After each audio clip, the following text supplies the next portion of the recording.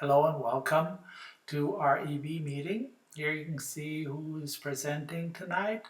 It's a fairly long presentation or meeting, so if you don't want to watch the whole thing or listen to it, just pick out what you want to look and listen to. Let us start with acknowledging our supporting food sponsor, Nick Attardi, EV Energy. We have, and one of our announcements, some of you saw my email blast today about if you're planning to or considering weighing the options of going solar.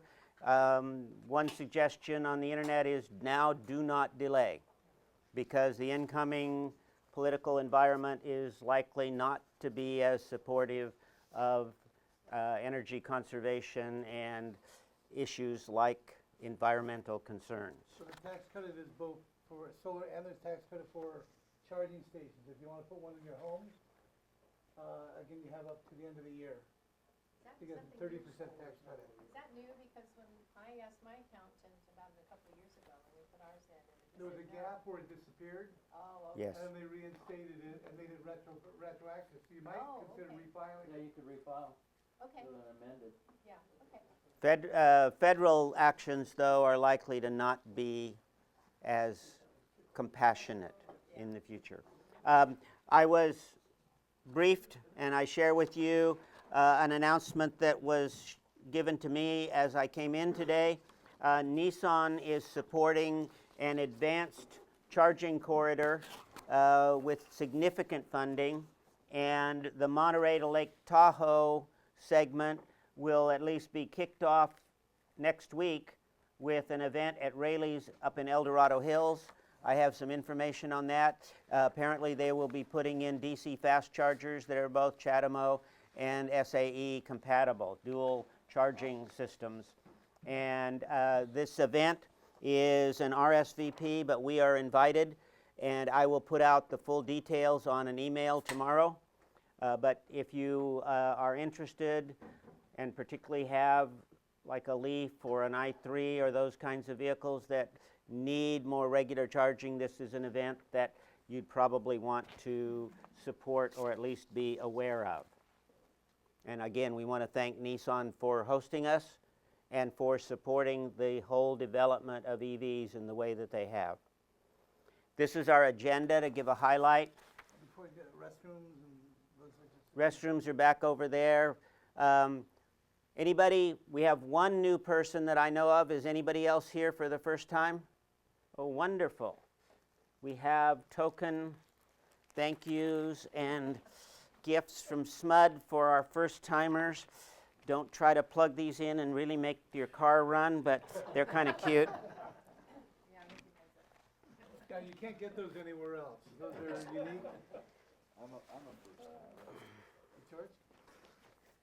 I don't know what I'm getting, but it's a key ring. A little key ring. Oh, Do we have a fourth? Okay. Is your first time as well? I got one.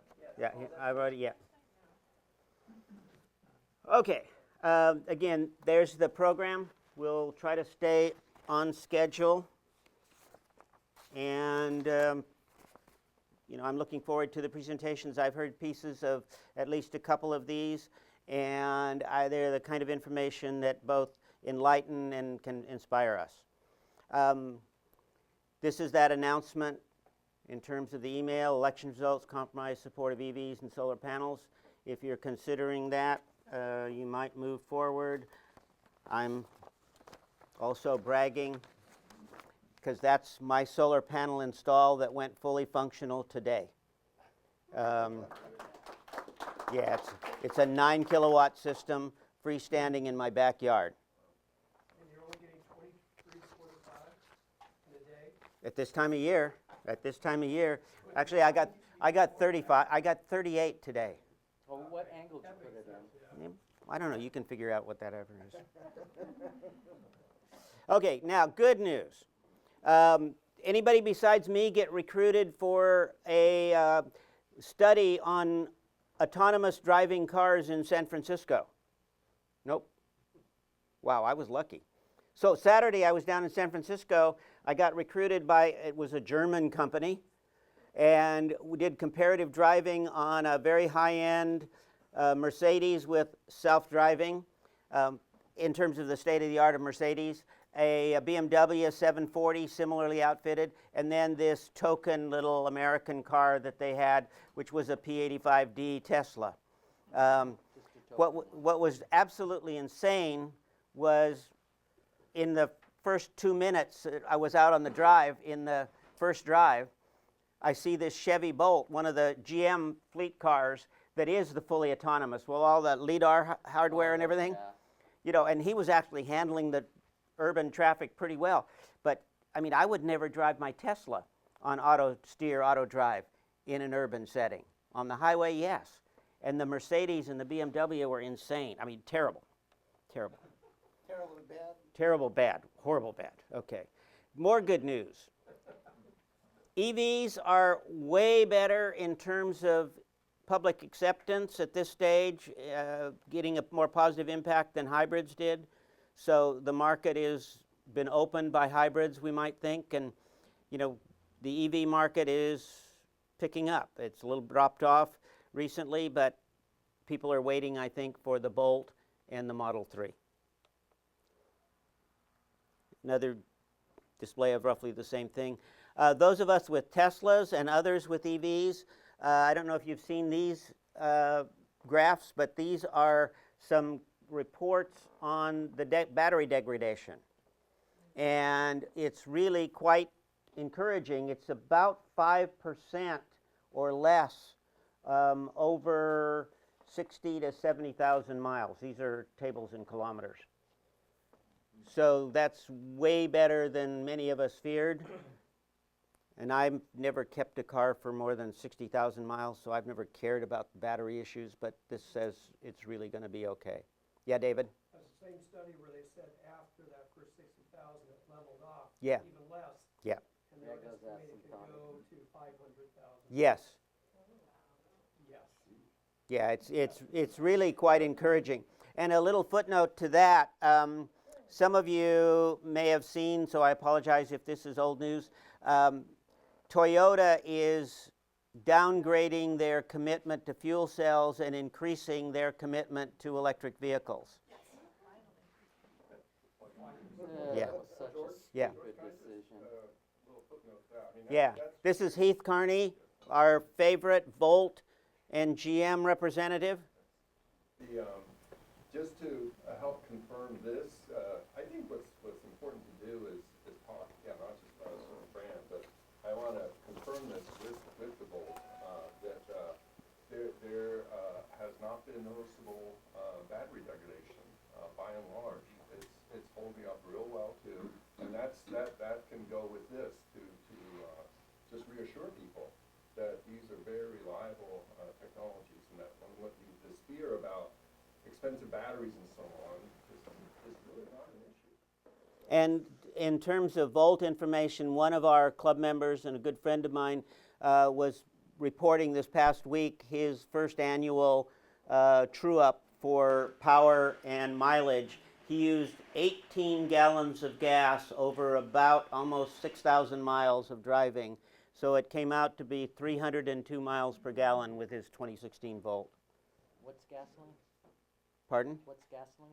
I don't know. I don't know that term. It's something that smells, I think. So here's that, David. Here's that flatter curve, Yeah. okay, past the 50,000 range. One thing that did come out of that study was that some of the outliers were explained by apparent behaviors as far as charging to full every single chance folks had.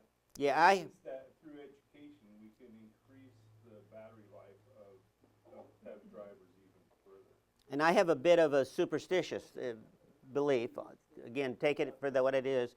But from the get-go, when I would talk to Tesla owners at the superchargers, the ones that were showing battery degradation were people who were regularly only charging their cars to the 80%. And people who were charging at least once or twice a month to 100% were not seeing the degradation. This table shows that people who are doing a lot of supercharging are getting the least degradation. Well, didn't they have the taxi study too that was showing that? Yeah. That they're supercharging, you know, a couple times a day on the taxis and they're not getting the Yeah, degradation. 200,000 kilometers? Yeah. Yeah, yeah, something like that. So for the rest of everybody and all of us that are interested, Model 3 rumors, Elon Musk is claiming that the 2170 batteries in the Model 3 will have the best power density and be the cheapest on the market to produce. Tesla has a special glass group, and you just saw a new glass roof option in the Model S, and that the glass roof in the Model 3 will be part of that new advanced glass technology. Pretty cool. Model 3 will have some neat options, it looks like. So they're looking at solar recharging Yeah, on that glass yeah. as well. Hyperloop, yeah, David? On the batteries, aren't those the same batteries being put in the Powerwall too? Yes. Which Yeah, and that, by the way, has become affordable. It's compared to everybody else. $5,500 for a 14 kilowatt Powerwall now, which is about half the price of a year and a half, 2 years ago. Hyperloop 1 construction is moving along in Nevada for early January testing, and these are a series of pictures of the Tesla smaller version that Tesla's doing right out of their Hawthorne plant. So there's a Hyperloop test bed at the Tesla Hawthorne factory. Back to Nissan, good news, 100,000 Leaf sales in the US. I thought this was good looking, but the question is, will it ever really appear? The Fisker, the newest. Fisker, the next word is fantasy. And again, finishing with Nissan, Nissan has come out with the new electric drive system. We're not sure how functional this is in the market, but basically their e-power system there in the middle, right in there. The engine kicks in as a power generator, never really drives the car. So you always have the function of an electric motor. Okay, so we're moving on to our first major speaker. This is Alan Lange, and Alan is with Valley Vision and is a researcher looking at air quality issues. It's also an amazing coincidence that he lives about 200 yards from me, or we live about 200 yards apart. So clearly we picked a nice air quality area in the region. So Alan, thank you for coming. All right. Thank you much, George. Appreciate it. As George mentioned, my name's Alan Lange. I work at a nonprofit organization called Valley Vision. We're housed here in Sacramento, work on a number of community development issues, including environmental sustainability, social equity work, workforce and economic development work as well, all with a bigger picture goal of improving overall quality of life within our region, the greater Sacramento region. So we end up touching base on a lot of different issues, and I'm very glad to be here today. More on our workforce side, we've recently been working on a regional industry clusters of opportunity project around workforce and helping get young adults prepared for careers in around electric vehicle development and other issues. So really happy to be here today. Actually, we're going to be referring to or talking about today is related to one of our health studies we recently completed, working with the hospital systems in Sacramento and the greater Sacramento region. Something they're required to do every 3 years to identify what health conditions are, health needs are in the community, what are the impacting and effective issues around health. So we concluded that in this past about 6 months or so ago. And with that project, ended up identifying a number of key priority health needs within our region. And if I need to step back for any of you, just let me know, I apologize. And I put those up on the board. This was done after looking at nearly 200 different health indicators, interviewing and engaging upwards of 400 residents and key informants in the health industry about what challenges are, what issues are around health and what's going on within our region. And as you read through this list where the nail came down to 8 different health priorities, you'll see a majority of those, 5 of those have a very direct correlation with air quality. Either they're influenced by or they impact air quality within our region, and those being active living and healthy eating, disease prevention, management, and treatment, access to basic needs, affordable and accessible transportation, and a pollution-free living and work environment. So I wanted to talk for a few minutes to you guys today, really to hopefully arm you guys further and support you further with the decisions you've made about moving to electrical vehicles, why you're driving them, have a great impact on the environment as a whole, and that has a direct correlation with the health of our entire region. So by taking the steps that you've taken in driving and supporting and really being the leaders around electrical vehicles in our region are having really much bigger impacts on our population as a whole. So I want to run through kind of a first data piece, and this is the pollution burden based on the Cal EnviroScreen, the 2.0 version. And I'm not going to get into all the details of it, but you see each one of the counties, what that looks like. What you need to know on this is that the darker the color, the heavier the pollution burden on a community. So you see a range from kind of the Nevada County area where a lot of lighter colors, similar El Dorado County, you get down to the western and kind of southern slope there where they're starting to get a little bit more pollution burden. But then you get in more the kind of the basin area right around Sacramento, Solano County, Yolo County, and you see all the darker colors, meaning that there's a much bigger pollution burden.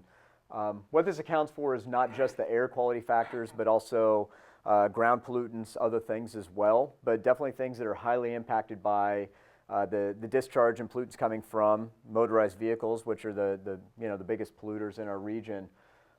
So important to know kind of what those factors are as we talk through some of these other elements. Any percentage on the attributed to gas vehicles? What the percentage is? Yeah, in terms of the.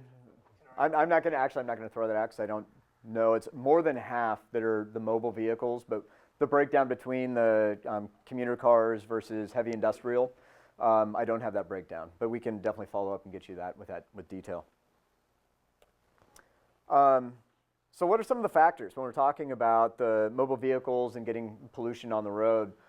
Just throwing a couple data points on this. One, this side shows percent of workers with over a 60-minute commute. That's 60 minutes both directions. You'll see on this line is where the statewide average is. So as a whole in the region, doing better than the state in terms of what people's average commute time is. But you see places like Solano County that are significantly above, where we have a statewide average, right around 10% of our commuters have a greater than 60-minute commute. Solano County, it's closer to 14%. El Dorado County, 11.5%. So still high numbers of people that have those long commutes daily going in and out. And you compare that against the visual on the left-hand side of the screen, and that's the number of commuters who are commuting alone to work in a car. The bar is right at about 73%, 73.5%. And you'll see nearly every county in the greater Sacramento region is above that bar. So meaning that we have 3/4 of our population, working population, that are commuting alone in their car on a daily basis.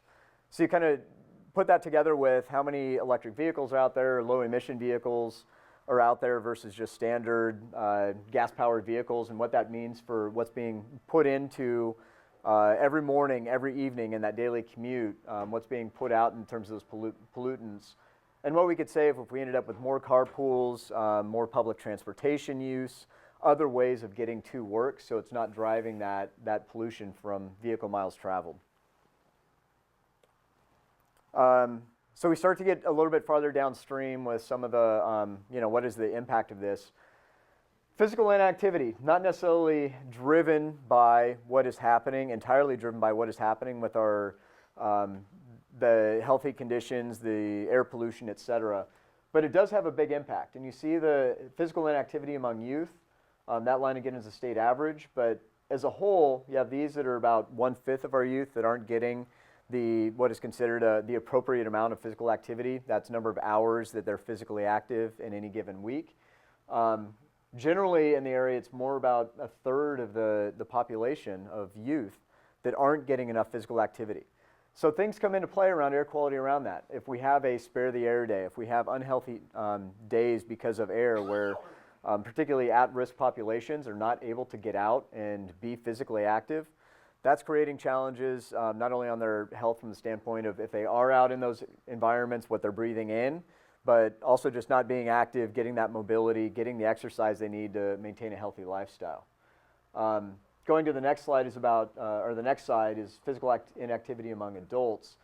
And again, we're, compared to the state, doing better as a whole in the region, but you end up with places like Solano County again that are nearly a fifth of the adult population that's not getting the activity that is considered healthy.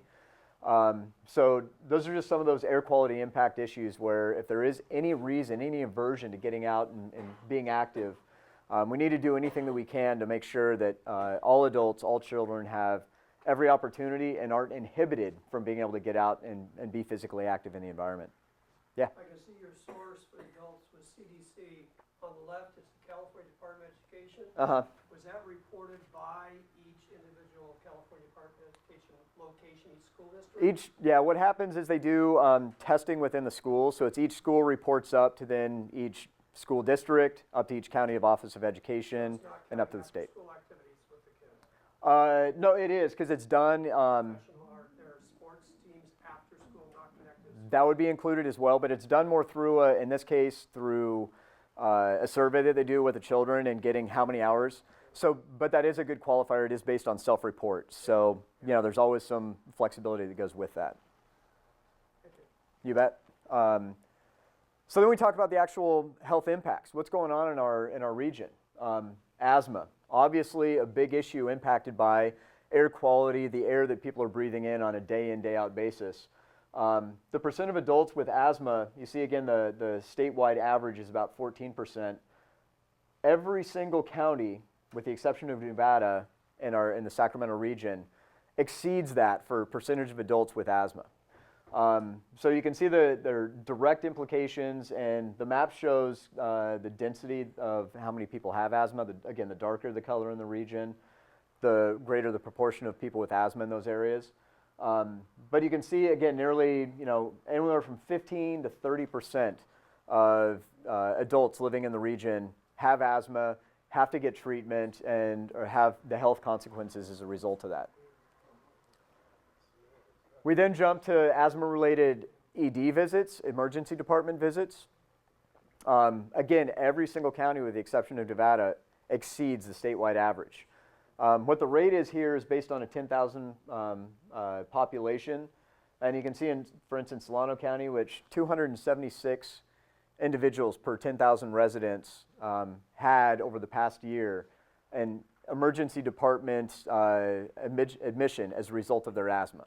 So that speaks to the severity of what the asthma condition is, that they're not just able to treat it with a standard inhaler, other precautionary measures, but they're having to go into an emergency department for treatment because they have such severe reaction.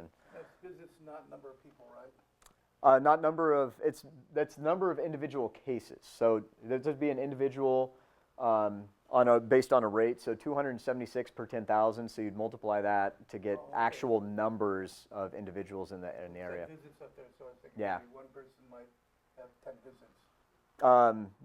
It would be that one person would count for one, regardless of how many visits they had. Another health impact related to lungs, et cetera, was our, question? Yeah, on the previous slide, I suggest cross-referencing that with economic status as well. And yeah, Everything I've read with asthma cases, the lower your economic standing, yeah, the higher the problems you have because you're not getting health care. yeah. And if I can, Toronto has a lower standard. and if I can, carry that forward a little bit, because one of the things that in an abbreviated presentation didn't get into, but just the geographies, there are clear areas around socioeconomic areas or areas with low socioeconomic status, health impacts across the board, whether it's asthma, whether it's cancer rates, anything else, just spike. And it's because of a number of environmental health conditions that go with that, whether it's air quality, access to foods, safe environments, so a lot that goes with it. But you are absolutely right that it's, you get into socioeconomic status, has major implications on what your health status is going to be. So another issue related to air quality, the chronic obstructive pulmonary disease, COPD. Air quality, smoking, anything that affects or impacts the lungs is what causes COPD. And you can see, much like we've seen on the previous slides, this is, again, related emergency department visits. We exceed statewide averages in every county, with the exception of Nevada County in the Sacramento region. So again, just another telltale sign that we need to continue to address our air quality issues, and the electric vehicles, other ways that we can do that. We need to continue to expand that so more people are doing that and reducing pollution burden within our region. Exact same story with chronic lower respiratory disease. In this case, every single county in the Sacramento region exceeds statewide averages. And again, this is based on mortality rates. So actually the cause of death, why people died, and it's, you know, the rates are up there, but the point is that we're exceeding statewide averages in every single county. And we need to find ways to continue to address our air quality issues so that this is no longer the case, and we're getting, you know, I hate to say it, but let's just be average, right? If we could just be state average, that'd be a big improvement, but we want to get even beyond that. Are these pediatric cases or just adults? No, this is all cases. Yeah, all cases. We have 2 pediatric nurses here. I'm just curious. Okay. Yeah. And then there was another hand went up. No. Okay. So I want to get into, ran through really quickly just some of those data points. Would like to, if there are any questions or comments, reactions to that, but want to just further emphasize, you know, we want to just arm you with a little bit more information, a little bit more data. The entire Community Health Needs Assessment project is very large. As I mentioned, over 200 different data indicators we look at. Wanted to highlight some that are directly related to air quality that you guys could just be familiar with, know, and further your own kind of mission and drive around you know, the need for improving air quality, so that we have as many champions out there that are finding new ways and better ways to improve our air quality, so that we don't have these health impacts that then lead to quality of life issues. There's a big economic impact as well. Everybody's familiar with the just cost of healthcare, other things that are experienced as a result of all these impacts. So if there are any questions, we'd love to take them, and we can follow up with any additional information you guys might want. Will you be around afterwards? Yeah, absolutely. Thank you. Yeah. Okay. All right. Thank you very much for having me here. I brought a few toys here, but I'll go into that later. You can come over and take a look afterwards. The reason for just not just doing a PowerPoint presentation here, I have been allowed to show the Hyatt Regency as an example, what we're doing there, how it plays into the whole EV charger, and how we look at energy management in a more holistic approach for buildings, etc. So I'll go down to my computer a little bit here once in a while, just to start out. A little bit about who we are, what I'm going to go through here. The Grid Rapid solution, we build a system to manage energy for peak usage, load shifting, and just generally do some cool remote stuff on top of it, and try to visualize it in a nice way. The hotels have really jumped on this approach, going from getting this financed with a low return on investment. We look at less than 2 years in energy savings, but they build on it for light control, dimmers, TV channel control, curtains control. So basically your smart home in a commercial setting. So we build up this system in a kind of very rule-based fashion. So we can kind of set up rules to do just about anything based on the input we have. So for basic hotel control, controlling thermostats, looking at sensor data from little battery-driven motion door sensors. We build them into hinges, so they're kind of out of sight. Some of these very small motion, temperature, humidity sensors. 5-year lifespan on these. You can place them in a room, and we can do kind of a find me, follow me for suites. So depending on where the guest is, or if you go into cubicles at office spaces or residential, we take the temperature from where you are. And if multiple sensors is triggered, taking averages, priorities. It's all up to the rule sets that you set up. So we, instead of going and integrating a little bit of everything like some companies do, we did an assortment of devices. We built our own central server for remote control, rule engine. So basically a whole all-in-one solution.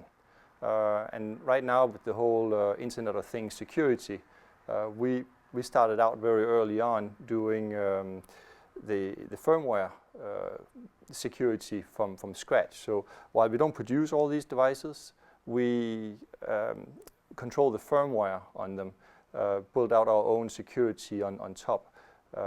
Our background comes from the telecom world, from the first dial-up connections back in 80s, 90s, voice over IP when that came along. So we knew that have to be built in from scratch. And right now that seems to have been a very good idea. The way the system is set up, most of you are probably familiar with this. We have one or more of these coordinators at a site. For a 500-room Hyatt, we only need 3 of these. More than 1,600 devices installed. So we can actually see it out here. The Hyatt Regency is down here. 1,600 devices. Right now, the guest room is only using 49 kilowatts. Normally, today, they were using about 150 to 200 kilowatt. But when we look at the sequence of events from the door sensor and seeing there's been motion in the room after the door have closed again, we know someone is in that room and we don't touch it again. Sequence of events again, motion sensor is triggered before a door sensor, we know someone leaves. We wait a certain amount of time and only in the daytime to find out is their spouse sleeping, someone else in the room, bathroom. Usually we wait about half an hour. If there's no motion, we can start setting back thermostats, dim the lights. We just added light dimmers, normal light switches, as well as your normal outlets. So we can monitor the energy usage as well as control them. Outlets just on off, dimmers, light switches, we continuously measure and send up to a central point. So going into a little bit of the how this looks, we try to set this up in an easy interface for a building manager. We can see the real-time energy usage, and we talk about milliseconds. From one of these devices is triggered or sends something up, it's basically down to network latency. The network bandwidth is what holds us back. The messages are really, really small. So about 67 milliseconds for a complete round trip. So when you use your phone to control the light, it basically feels like you're standing in front of the light switch and push it. So you can sit on Hawaii, control the whole building or single lights. And that's where the rule-based system come in place. We automate a lot of this stuff. We can go in and see everything from how many rooms we control, occupied rooms, looking at individual rooms at a hotel, if I can get the connection in here, see how every single thermostat, the energy usage, temperature is going down, identify if thermostats or air conditions are not performing. So in the start, when we did this hotel, there was about 40 rooms where air conditioning was running more than 5 hours straight. Temperature wasn't go down fast enough. So instead of the normal maintenance, just see if something's wrong or unhappy guests, it would be kind of random looking from the engineering side of this. So we identified it, found out low refrigerant fluids, bad amperage on capacitors, and taking those 40 units out and getting them fixed. Their daily calls during the summer basically disappeared about room temperature. So they started out thinking they might have to take a hit on customer satisfaction, but it turned out they had happier guests and they saved a lot of energy. During the summer, it's about $9,000 a month in energy savings, and about 5 tons of water from the cooling tower. They use less a month. So quite a bit, and they're now getting into the battery storage on top of the EV charger control we have. So I'm going to be careful here because I'm not a battery specialist. But what we ended up on, not the lithium-ion batteries. Just going to shift down the line a little bit here. So lithium titanate batteries, they claim from Toshiba a 40-year lifespan on these, and I'll go into some of the numbers here. With a normal LG and Panasonic cells, about the amount of cycles they can take before the 20% degradation. These batteries are heavier, so they're not good for electric vehicles. They are using them in buses now. They can take a very fast charge. We look at about 6C versus the normal 2 to a quarter C. Let me know if I need to explain what that is. I'm sure you already go into that. There's some other with the rate of how fast you can charge and discharge batteries. And this is really hard for the type of batteries. So putting about 180 kilowatt hours at the hotel here with between a 90 to 120 kilowatt inverter, we can really discharge a lot of power and charge it very fast as well. So do load shifting. So we control about 500 kilowatts worth of power from the air conditions during the summer. But kitchen control, kitchen and pumping solutions, some electric vehicle chargers, especially Tesla ones in valet parking, we use the battery to discharge before we start throttling back. Just get back up here. So, security, not going to go too much detail on this, but normally, just like you have your Wi-Fi security, you have a password, and everyone that have a password can go on your Wi-Fi network. It can work a little bit the same, and that's the problem with a lot of IoT solutions, the cameras, home control solutions you have. Even all the home security solutions we checked, there's one kind of network key. And that is the problem. If you know what you're doing, you can, especially in a hotel setting, you can take these apart, put a program on the chip, pull out the firmware. If you know how to crack that kind of stuff, with enough computer power and time, you can find the network key. And now you basically have access to the network, just like when you jump on a Wi-Fi network. So it's possible. Anything networked can be hacked, but you can also make it really, really difficult. So we put up about a security certificate on every single device that can be controlled for power usage, thermostats, the outlets, dimmers, etc. No need to go to that level with battery-driven devices. They can't do anything. You can just pretend and receive information. But on top of that, we put profiles in place on the coordinators on site. So if something looking like a thermostat, certain MAC ID, the right certificate, if they even got that, it could only allow reports of temperature button clicks. It's not allowed to connect with anything else, send commands out. There was a hotel in Hong Kong where they just used the standard. Someone went in and controlled the lights in neighboring rooms, TV channels, and you can actually go in and turn off security systems by putting a little computer in the backyard on a battery for a little bit of time and find that key, turn on the door sensors and all that. And hackers are getting really good. I don't know if you've seen the news about how they hack the cars via the wireless connection into tire pressure, as an example. And recently there were a few examples with thieves taking their computer, using that to unlock certain doors and start the cars. And I've seen some of the code in some vehicles. It looks absolutely horrendous. And not going to mention any brands, but the car, I think Tesla have a little bit more control of that than your traditional car companies, but it looks really bad. So we try to do a lot. Again, you can find ways to get around it. On top of that, 4 different VPN connections or encryption levels going in from your normal VPN, messaging service encryption, the individual package encryption for each of the device.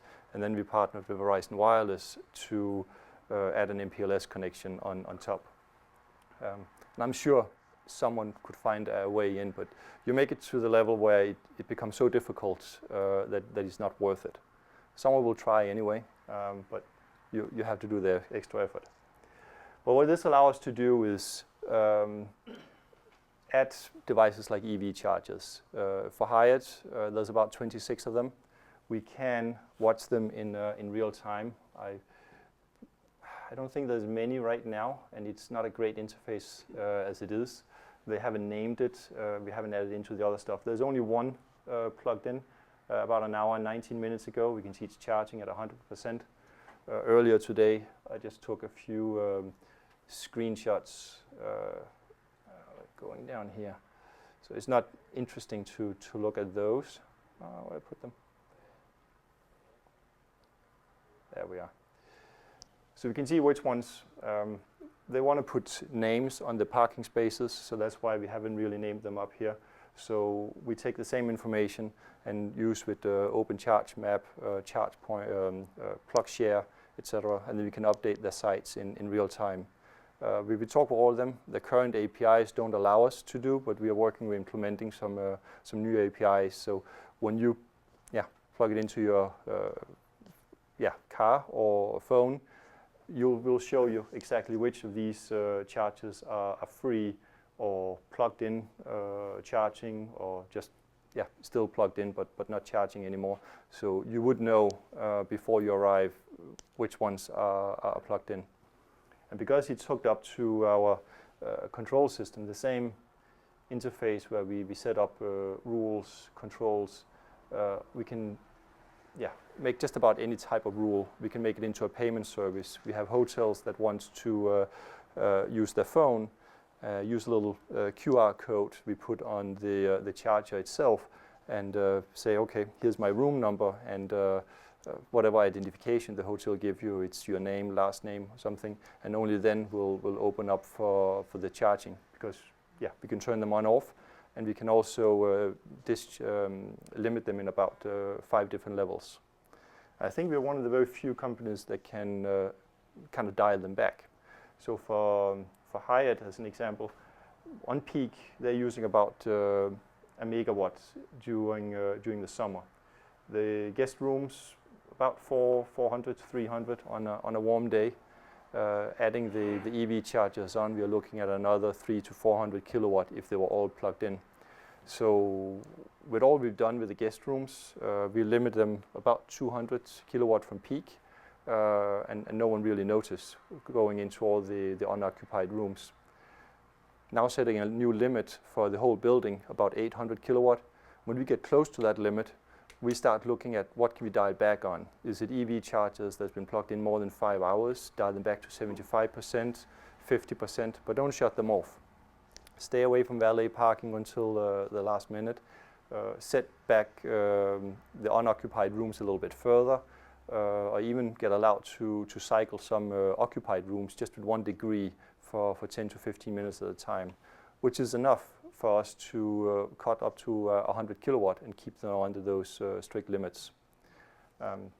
So a lot of control, and what Hyatt get access to do on a manual basis, we can take the Hyatt Regency down here. Of course, see how many devices they have down here in the corner. Let me just get back here.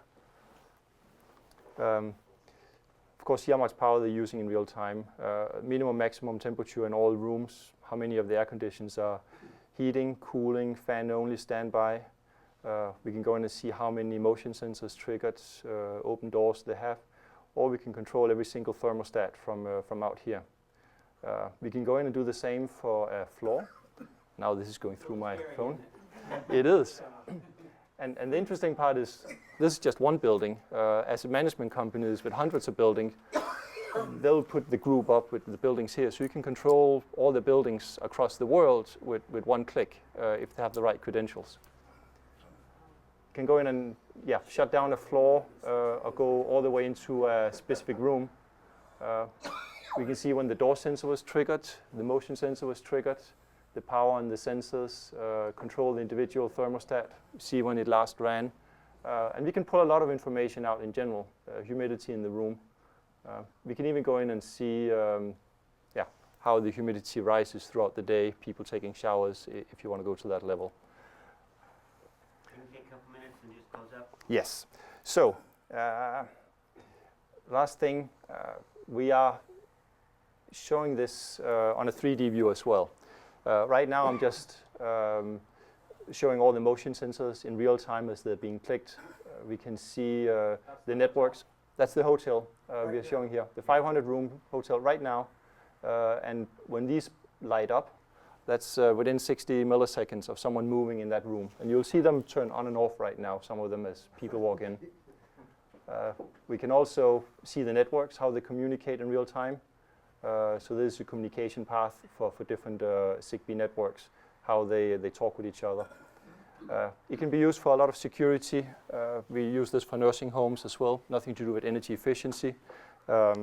My grandma, just finishing up on that, she's 100 years old, living by herself. Her hearing is not that good anymore, and she's forgetful, but still living by herself. So putting water in her coffee pot, she sometimes forgets to put the kitchen faucets back over the sink, have it standing over the kitchen table. She flooded the downstairs neighbor more than once.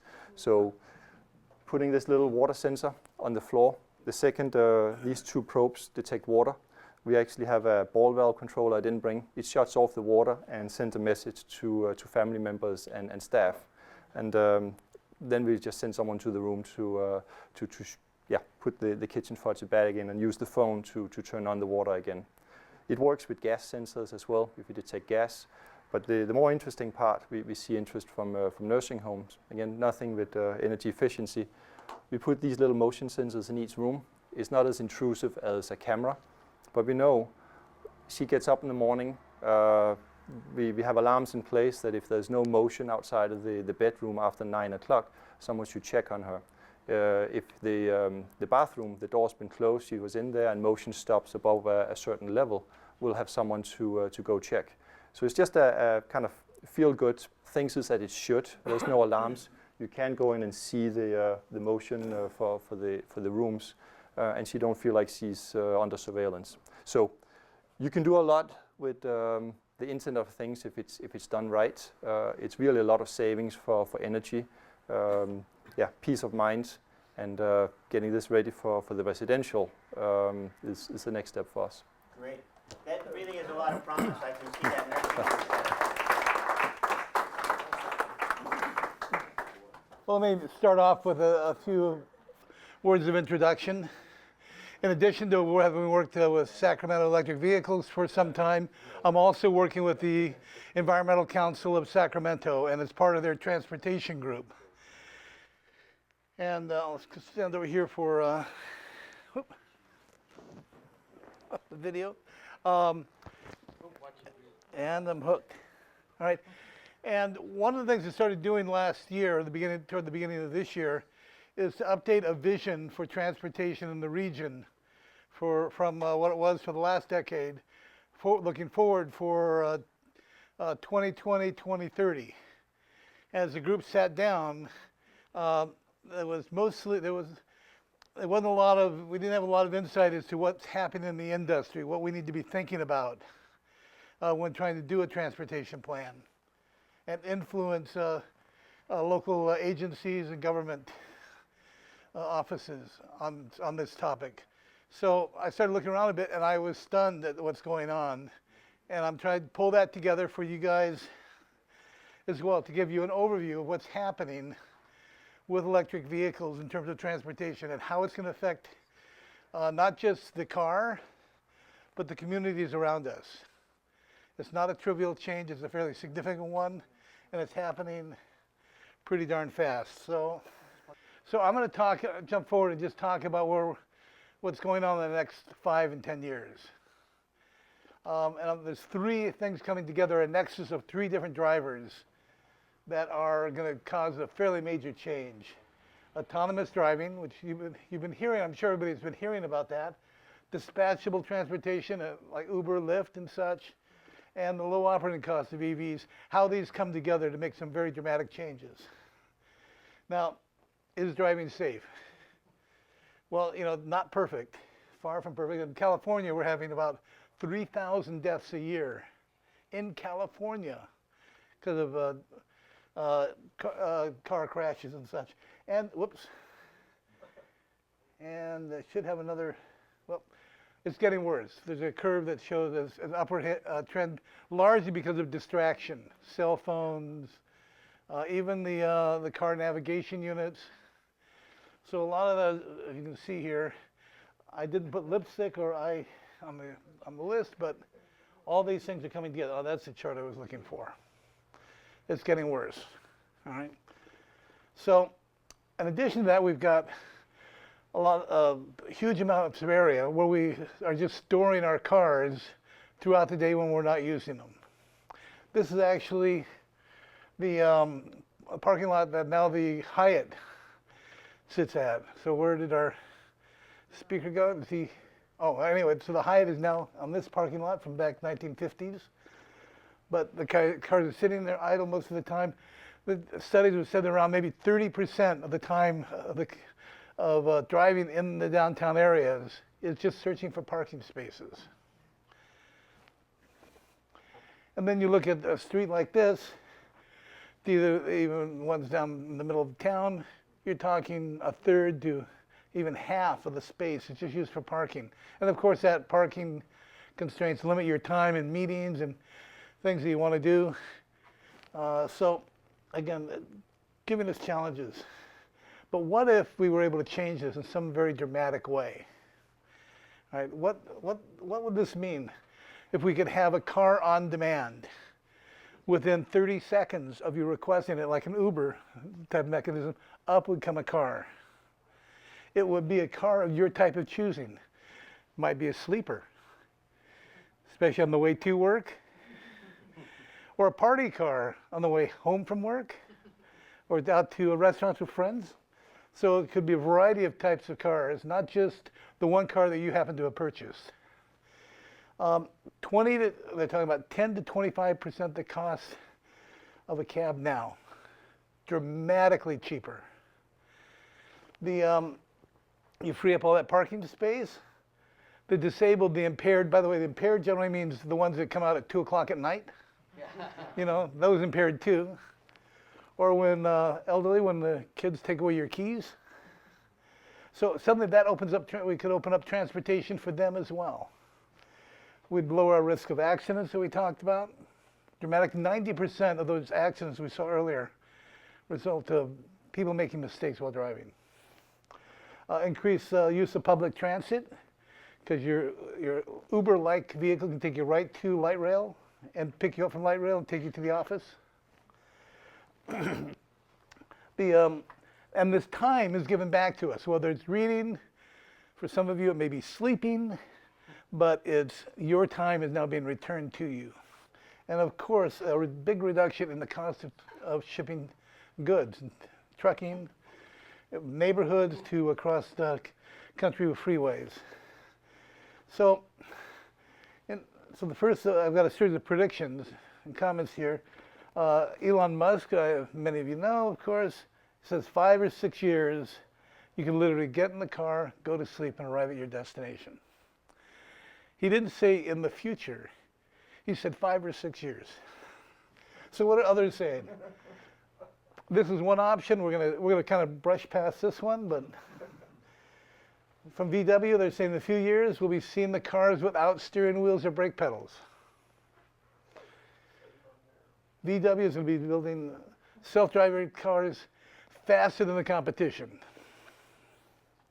Ford, volume production by 2011. 21. Thank you. Did I do that? Yeah, thank you. 2021. 100,000 units without the steering wheel. The Tesla, of course, says this is going to move a hell of a lot faster than you think. And we all know it's kind of coming, but it's like way out there. Not so far out there. Baidu, the China manufacturing, they're doing mass production in a couple of years by 2021.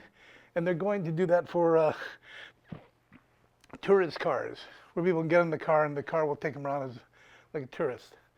Nissan is looking at this by 2020. And VW is planning something equivalent to the e-Golf will be there by 2020 from VW. So, and the savings again in lives, just VW themselves are predicting 1 million lives per year. All right. Prediction all the way back from 1975. Arthur C. Clarke said it would be illegal to manually drive a car on a public road. In his story. So what about the other side of this? Some of the I'm going to call middlemen. These are like Ubers, the Lyfts. They're looking at Lyft says majority, I would say at least half, within 5 years, will be using cars without drivers of their clients. 10 years, expect close to 100%. Uber says, I believe the most important thing the computer is going to do in the future is to drive our cars for us. Again from Uber, another gentleman in Uber says, it's going to change our society in unimaginable ways. Tesla is producing, you may have heard there, with their new hardware and software capabilities in the future here, you'll be able to buy a car from Tesla, let you take it, have it take you to work. While you're working, you can have it put in their fleet for Earning you some money. Earning some money to pay for those payments. Rocky Mountain Institute is tracking the use of autonomous vehicles in the self-driving fleet or the Uber-like fleets. You can see they're predicting that car ownership is going to be reaching peak demand in just a few years. And then people will be switching to the cheaper car on demand, whether it's a party car, a sleeper car. It doesn't have to be the one car that you were able to buy. So that Expedition or the big SUV that you commute to work because you got it because you wanted it on the weekends, you have some choice in cars. And the youth are already switching to that dispatchable transportation now with drivers. And of course, these guys are looking at the same thing without drivers. So who's involved in this? A large number of companies are starting to invest substantial amounts of money. You can see the investments over the years, and suddenly it's picking up dramatically in the auto industry, and a lot of that is autonomous driving. Investments, I won't list all these, but you can see serious investments by major companies of serious amounts of money. Pilots are already starting. The pilot, of course, has a real driver there at the steering wheel, but it's a computer that they're trying to have drive in the downtown area to take. Someone will call up on their phone, the car will arrive, the car will take them somewhere and drop them off. There's an engineer looking at the car and monitoring everything that's going on to learn and to find out how these things are working, and be able to refine them. And they are in Singapore. This is worldwide. It's not just the U.S. It's in Pittsburgh. So a number of these pilots are starting. They already sent, I'll stick to this one, 60,000 bottles or cases of beer from Fort Collins to Colorado Springs by a truck. And if you can see there, the driver is back there reading a newspaper. Driver was needed on both ends to help load and drop off, but it drove the route itself, 120 miles. A lot of financial and economic pressure in the trucking industry to save a ton of money by reducing freight costs, by eliminating some of the costs of the driver and reducing the accidents that occur, reducing the fuel usage. Take several of these cars and eventually they have a picture coming up in a convoy, a platoon, where they're all going right one behind the other. So why are EVs, how do EVs tie into this? I mean, you can do autonomous driving without being an EV, but an EV is bringing an advantage, a couple of advantages. When removing both the gas and the driver, and they didn't put the oil, saves a substantial amount of money in the equation. Wireless charging means when the car is not being used, it can go and sit above an inductive charger and start charging up. Lower failure rate with the EVs. That cost of ownership that we all talk about as being lower with EVs is important when you start driving, I don't know, 60,000 miles a year. Or 200,000. Well, that's over a couple of years. Is that 1 year? No, but I mean, some of these vehicles could accumulate 200,000 a year. Oh, easily, over several years. But these may be driving around the clock, too. So per year, they may be driving a large number of miles, too. And when they fail or they break down, that's a really disruption to the company, to Lyft, to Uber, et cetera. So you want to minimize that disruption. So it's not just the cost, but it's the impact on their client base. Cities are being able to start to place restrictions on gas cars going into cities, and whether it's a financial incentive or time of day or day of the week. The EV, the powertrain control is a little bit easier and simpler with an EV. It can be done also as well on a gas vehicle, but with an EV, you're already part of the way there. And you've got a little bit more responsiveness. And you may be able to improve the efficiency because you've got a couple motors to play with and can find out a little bit better efficiencies. The cost, just for an electric versus gasoline for a mobility service, you can see suddenly it's going to drop, and as the 200-mile vehicles come out, start saving $200 billion a year to that marketplace. So, I mean, how are they saving the cost? Of course, a taxi costs you about $4 a mile after taking out the driver cost. Actually, I think that may include similar service without the driver is about $50 to $1 a mile. So it's important to understand these because these are providing all the pressure that's going to drive the change forward. It's not just, do you like this? Can we get the consumers for it? The question is the economic pressures behind this. Are they pushing hard? How hard they're going to be pushing? This kind of difference is going to create a lot of pressure. And so if you compare your cost of a car, and this is the average for a personal sedan, the operating expense for that, and the mobility service vehicle, that's the total, which includes, I believe this is the provider revenue. But with the electric cars and the autonomous driving, you can see how fast it's just cheaper to be out there to go and call up a car rather than trying to own your own. So, so why would you own your own car at this point? Why would you have the hassle of registering it, of parking it, of smogging it? But you could make money, yeah. Sometimes it's fun to drive. Pardon me? Sometimes it's fun to drive. It is, and I'm sure there will be plenty of people, and there are also people that like that rumble and the noise too. And we're not going to solve that, Yeah, but. I don't know if I'd buy a P100D just to have it drive itself. No, that would certainly be the case. But there are a lot of vehicles out there that will be designed to be supporting this this marketplace. Yeah.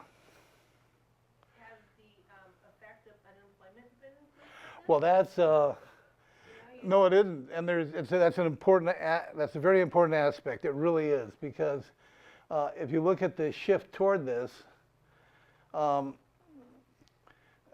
percentage of the market. This is percentage of the market share that they have of cars on the road. It starts going up dramatically.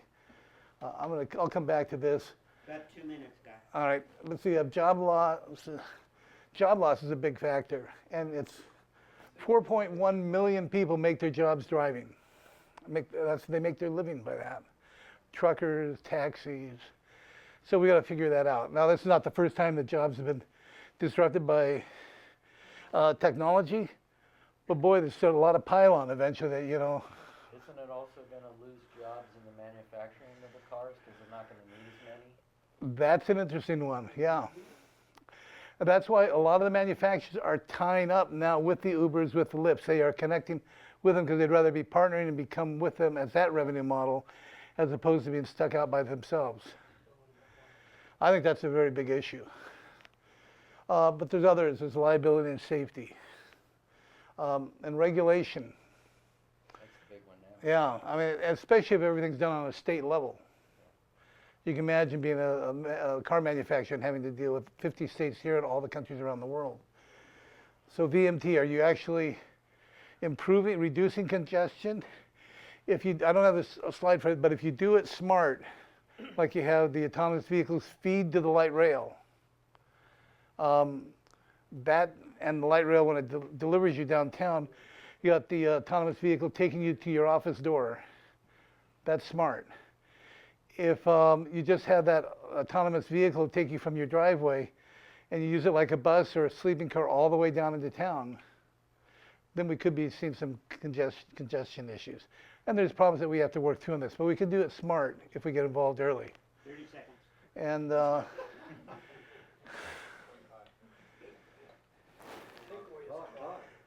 hackability that was talked about earlier, it's not just hotels. See what happens when you give up the presidency? No, I think it's when you're the last guy in the delivery chain. All right, so actually there was that one slide we skipped. I just want to point out that there's 5 levels of autonomous driving. The Teslas are, I think, between sort of level 1 and 2, and probably 2 and 3. This gets to where you get rid of the steering wheel. Here it's pretty much self-driving, but you're still there, nearby to take over if you need it. So when cars start rolling out with these features, try to find out, if you're curious about it, check into what level of autonomous driving they're providing. And this is the past vision of the future, but I think it's what we're going to be seeing. And the future is coming a lot here. We're talking 5 years. It has a 17-inch touchscreen. Yeah. That's right, isn't it? Yeah. And it's in the middle of So- the portrait. Any, question? Great pictures. There are now 5 countries that have seriously discussed ending any ICEs being Yeah, in the country Yes, Germany. new, and 2 of them have already passed it. Right. Norway was one, I can't remember what the other one. I thought Germany did one. Germany's considering it, but that's not passed. And India was considering it. No, I thought Germany passed it. I think like one of the houses or, No, because I remember the article I read, it said Yeah. it's passed. well, good, good. Other questions? Peter, just one comment. You know, I agree all this stuff you mentioned is going to come to pass. I just have a feeling it's not going to come to pass quite as quick as you might think, because you've got the embedded, already built, all these cars on the road. Yep. They're not going to disappear overnight. Even if by 2030 or 2025 you have the capability, you got to build the cars to replace everything that's there before you're going to get rid of it all. Yeah, well, think There's of gonna be a lot of crazy drivers still driving. Yeah. the 100,000 that Ford is building. A lot of those going to Lyft, I think it is, or Uber. They're the ones that are going to be pushing this quickly because they can suddenly see that they can create this huge marketplace of people getting their cars, and they look at all the youth, and they're shifting now. No, there'll be less. I mean, there may be less use of each individual vehicle, but the individual vehicle. It's not going to go to zero. Yeah. Not going to go to zero. Yeah, driverless cars don't file suits against the company. That's going to be the big problem, the Right, regulatory. it's labor. I mean, But it's all around the world, yeah. This is kind of crazy, but okay, so in Middle East conflicts, you know, suicide car bombers, you know, is there a method of, you know, warfare? So would autonomous vehicles make it easier to get a car bomb? Like a drone. A drone, good question. Okay. Anyway, thank you. Just wanted to give that update. And just a postscript, I can't believe Guy left this out, but all Teslas coming out of the factory starting last month have level 4 self-driving technology already incorporated.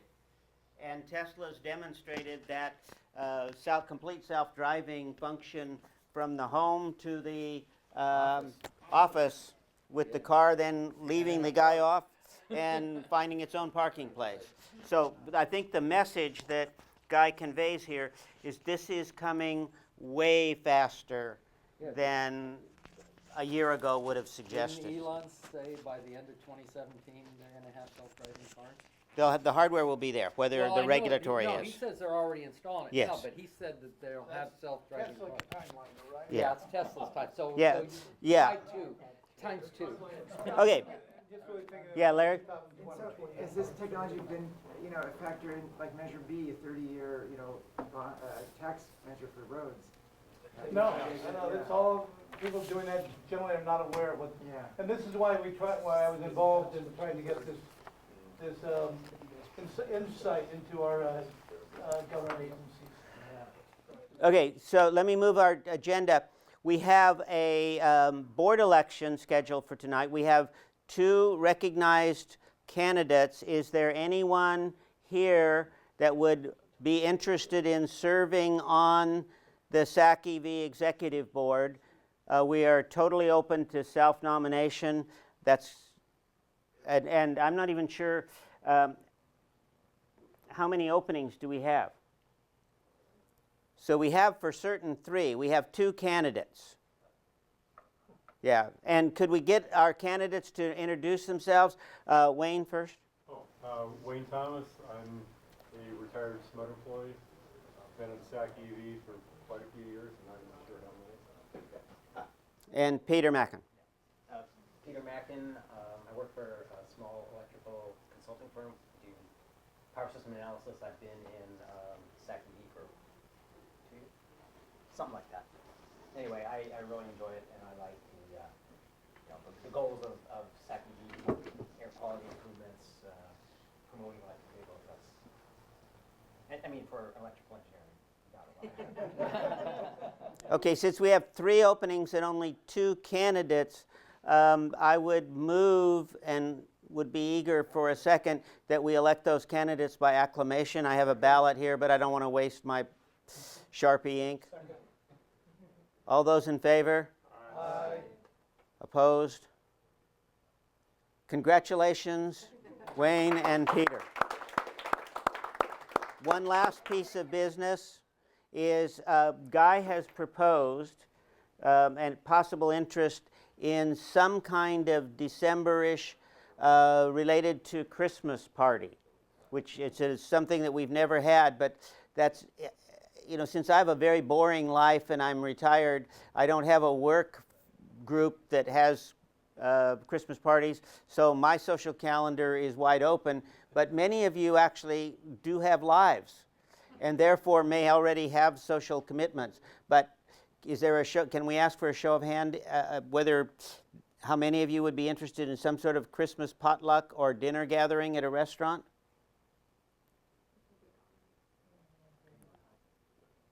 Somewhere in December? December, yeah. We may combine it with the Tesla Northern California Reno group. They're thinking the same thing. Yeah, so, okay. I mean, that was enough to give us some encouragement, I think, to move onward. So, you know, board members will work on at least some brainstorming in that regard with the Tesla, NorCal Tesla group. Anything else any questions? We're informal conversation for at least a bit of time here. Thank you, everyone. And again, thank you very much to our speakers, Alan, Henrik, Guy. You know, great job. And obviously Nissan for hosting us once again.